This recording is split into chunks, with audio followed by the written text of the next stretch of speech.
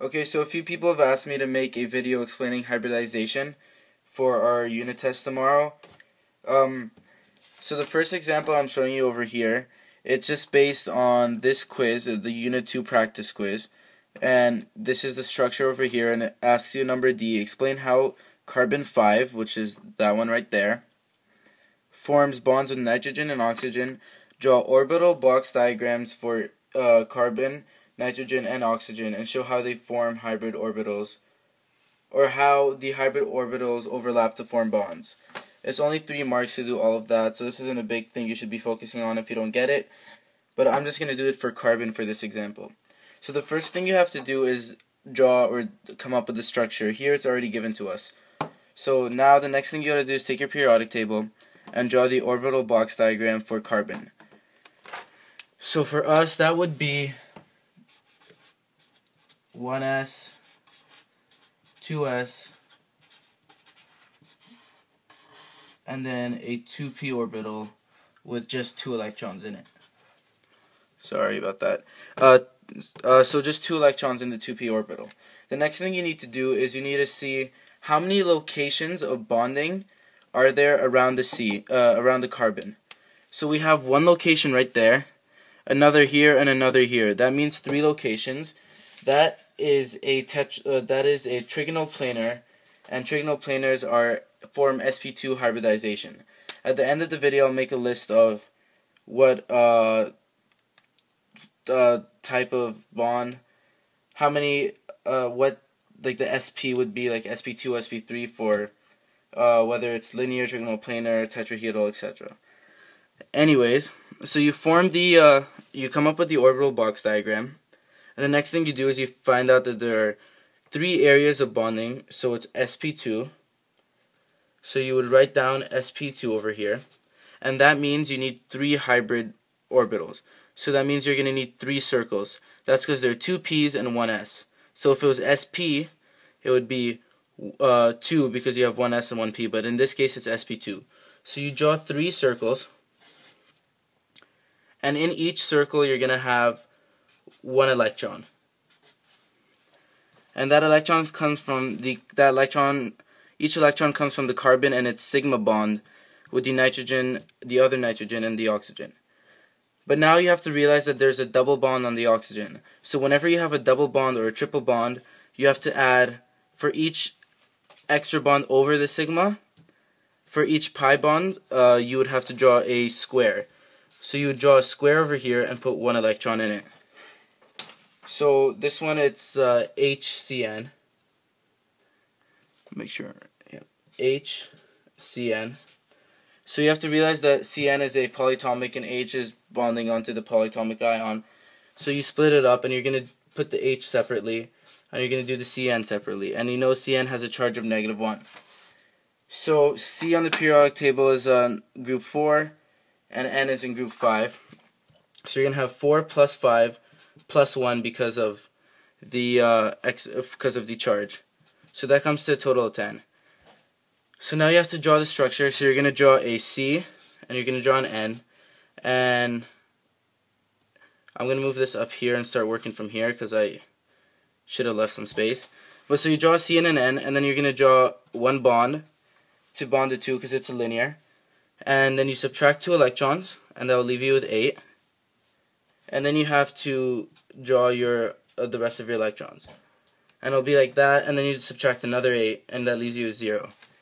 But you need to form a stable octet in the middle. So what you're going to have to, for carbon needs a stable octet. And you also have to remember to add that H in the end. So the H will go over here. It'll bond to the carbon. So you create a stable octet, so you're going to move 2 of these. So I'm going to, in green, show you which 2 you move. You move that to the middle, and you move that to the middle. So you move them from the nitrogen, because you can't move this one because it needs to stay bonded with the hydrogen. So your new structure is going to be like that. So that's your new structure, and so that's what HCN looks like. And now what we need to do is we're going to form, I'm going to show you the hybridization for both carbon and nitrogen to show you what to do when you have a lone pair and when you have multiple bonds. So just a quick recap on types of bonds. So you have one sigma bond here, which any one of these could be a sigma, and then you have two pi bonds, one here and one here. So those are your pi bonds and those are your sigmas. Your sigma is the initial bond between anything, and anything over one bond is going to be a pi bond. So you have to keep that in mind when you're doing your hybridization, because those will be symbolized or represented as square boxes. So now we do the hybridization for carbon. I'm going to start doing this in blue now. So anything written in blue I will explain now. So what we do is we're going to draw the orbital box diagrams for carbon, because we're doing carbon right now. So this is all for carbon, and that's what it looks like. And then we know that there are two areas of bonding around the carbon. We have one area here with the H and one area with the N. So that's the two locations of bonding is an SP. Forms SP hybridization, so a linear structure will form SP. So that means we have two hybrid orbitals, so we draw two circles, and we fill them with one electron each. And then we have two pi bonds, so these are pi bonds. Anything above the sigma is pi, like extra over the sigma is pi. So we have two pi bonds, so we draw two squares and fill them with one electron each. So that's it for carbon. So now if we're going to move to the same structure but do it with nitrogen, I'll quickly redraw the structure over here on this next sheet of paper so you can still see it. So we have our hydrogen bonded to a carbon with a triple bond to nitrogen, which also has a lone pair. So if we're working with this now, you're going to draw the orbital box for nitrogen, orbital box diagram. So for nitrogen, that would be, you have a 1s, 2s, so that's an atrocious s, 1s, 2s, and then you have a 2p with 3 electrons in it. So that is the orbital box diagram for nitrogen, because it is number 8 on the periodic table, so you have 8 electrons in it.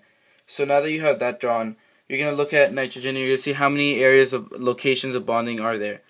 So there's one here and one here. And that means it is a linear structure, and linear structures form sp hybrids, hybrid orbitals. So you're going to draw sp, write sp down. And then you know that sp will need two circles, because you have one for s and one for p. So you draw two circles. Circles represent hybrid orbitals. And then you look back here and you have a sigma bond here and a sigma bond here. But this sigma bond has a lone pair. So for lone pairs, what you would do is you would draw 2 electrons in your circle. So for every lone pair, you draw 2 electrons in your circle. And you would symbolize the formation of this lone pair by showing an arrow coming down here. And then you also have a sigma bond over here, and that sigma bond is represented by 1 electron. You also have to remember that you have 2 pi bonds, that's because you have a triple bond over here. So your 2 pi bonds will be represented by 2 squares with 1 electron in each. So I don't know, I think this has a correlation. So you have a lone pair here, so you have those 2, and your p, you have 1, 2, 3 electrons. So that's how you do the nitrogen one.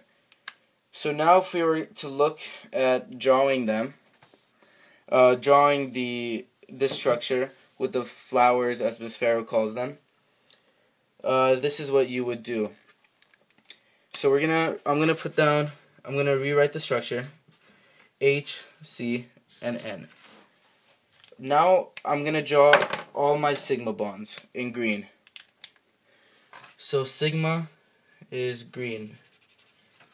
So here I'm going to draw my sigma bonds which form hybrid orbitals.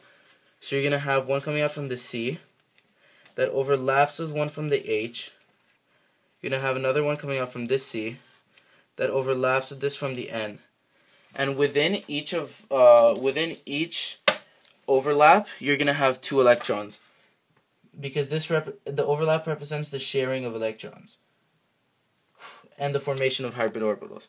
So you have two electrons, one comes from the H and one comes from the C, and they're sharing it. And these electrons could be anywhere within this cloud.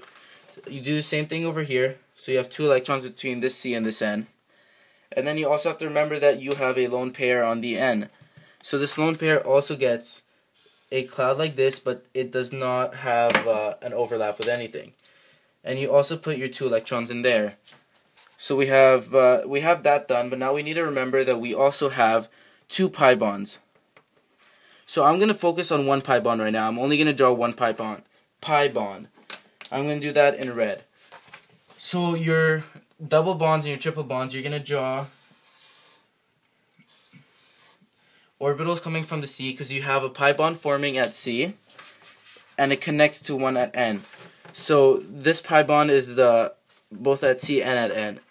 So you would draw that and they connect. So that's your formation of a double bond, your pi bond. The second bond in a double bond. And now we have another one, because this is a triple bond. So we do one, we're going to draw the other. So I'm going to do this one in blue just so you can differentiate them. So you draw that there. And you would connect them.